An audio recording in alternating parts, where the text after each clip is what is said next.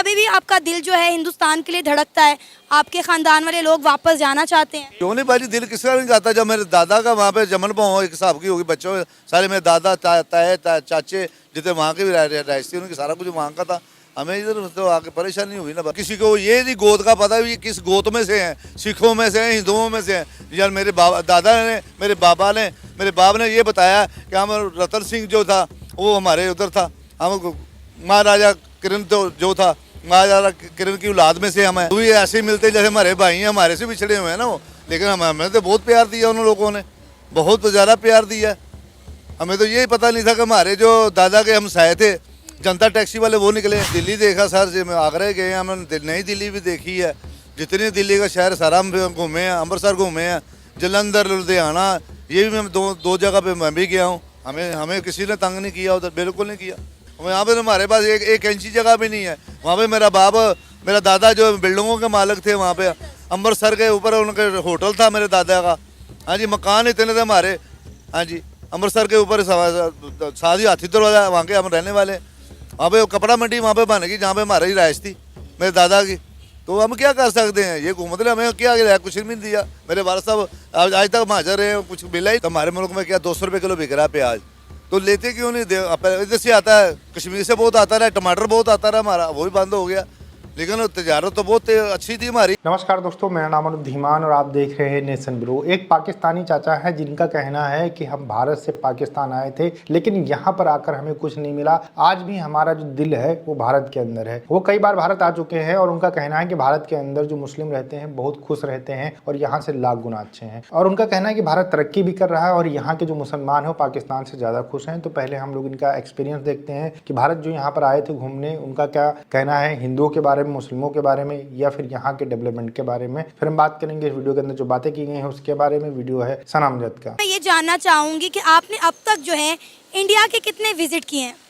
3 visit किए मैंने। 3 visit किए हैं। क्या पर्पस था 3 विजिट करने का, वो भी भारत में? मेरा ऑप्टिकल का काम है शालमी में। अच्छा। फरमान ऑप्टिकल सेंटर से अब दुकान है। पहले मेरा फरमान ब्रदर था, हम भाई चारे इकट्ठे थे हम। एक मेरा भाई जो ना मैरीलैंड में होता था बाहर। अच्छा। हाँ जी, वो फौत हो गया। फिर मैं ही सारे काम को हैंडल करता था शालमी में। हमारी 7 दुकानें थी एनकों की। सही। तो ऑप्टिकल के हवाले से हमें जब भी हमने वीज़ा लेने गए हमें उसी वक्त वीज़ा मिल गया। तो हम अमृतसर भी गए हैं, वहाँ पे सारे लोग जो जितने सिख लोग थे वो मिले हमें। जो और जनता टैक्सी वाले जो थे उनके हमारे मसाए निकले, अब्बू के हमारे के। अच्छा। हाँ जी, दादा हमारे भी वहाँ के थे, सारा कुछ हमारा था वहाँ पे। मतलब आपका आधा खानदान तो मैं कहूँ कि इंडिया से बिलोंग करता है, तो गलत नहीं होगा? नहीं, गलत नहीं होगा। क्यों डराया जाता है कि इंडिया के हालात बेहतर नहीं है? हालांकि आप पहले भी जा चुके हैं और आपने बताया कि आपके बहुत सारे रिश्तेदार जो हैं वो इंडिया से बिलोंग करते हैं। फिर आप एक बार नहीं कई बार जा चुके हैं और वहाँ की आपने बात की कि मेहमान नवाजी बड़ी अच्छी है, तो अब जाने का क्या डर खौफ है? हमें कोई डर नहीं, बिल्कुल कोई डर नहीं हमें। ना तो हमें उधर कोई तकलीफ होती है, ना हमें कोई तंग करता है उधर। बिल्कुल नहीं तंग करते, वो लोग अच्छे लोग हैं, ऐसी नहीं बात कोई। अच्छा, जब पहली बार इंडिया गए थे तो क्या फीलिंग थी, क्या जज्बात थे? वो तो ऐसे थे जैसे हम कैसे मुल्क में आ गए, हमें ये फील किया हमने। हमारे मुल्क से तो बहुत अच्छा मुल्क था वो। हाँ जी, देखा भी इतने पुराने उनके जो बने हुए स्टैंड गाड़ियों के वो अच्छे हैं। अमृतसर का स्टेशन इतना अच्छा है, हमारे स्टेशन में बहुत अच्छा है वो अमृतसर का स्टेशन।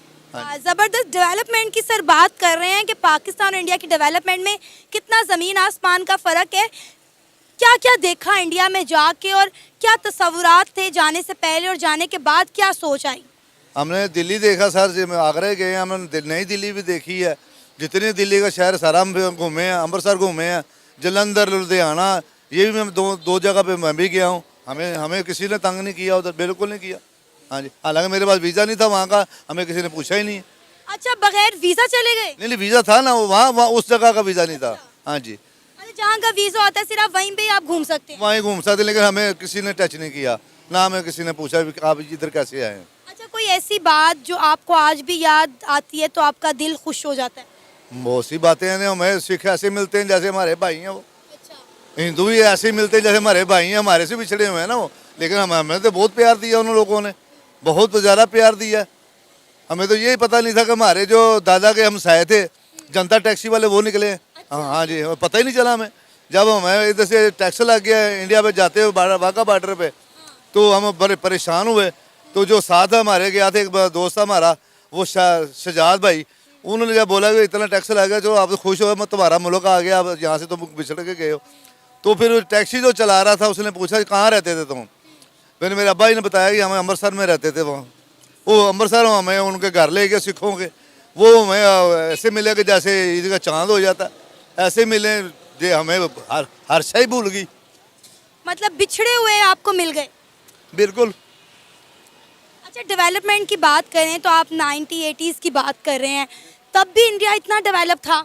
बिल्कुल, ऐसी बात है। वो हमारे से बहुत आगे बाजी, वो बहुत आगे हमारे से। ये तो आप तक सुई नहीं बना सके आज तक, ये क्या बनाएंगे? और सुई भी चाइना के लेते हैं, उन्होंने ली लेवल, हम बना के देते हैं सुई, हर चीज़ वो अपनी बनाते हैं। कोई चीज़ ऐसी नहीं जो बाहर से वो लेते हो, अगर एक चीज़ लेते हैं 10 बना लेते हैं वो। हाँ जी। अब नहीं वो कुछ भी लेते, अब हर चीज़ अपने मुल्क में बनाते हैं और दूसरे मुल्कों का एक्सपोर्ट करते हैं।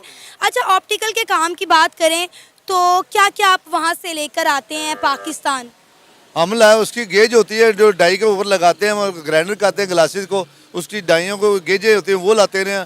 ट्रायल बक्स वाइट टेस्टिंग के लिए होते थे वो लेके आते थे, और लेंसोमीटर उसके ऐसे ऐसे बनाए उन्होंने, अब होश गुम हो जाती है हमारी देख के। अच्छा, कीमतें कितनी मुनासिब लगी?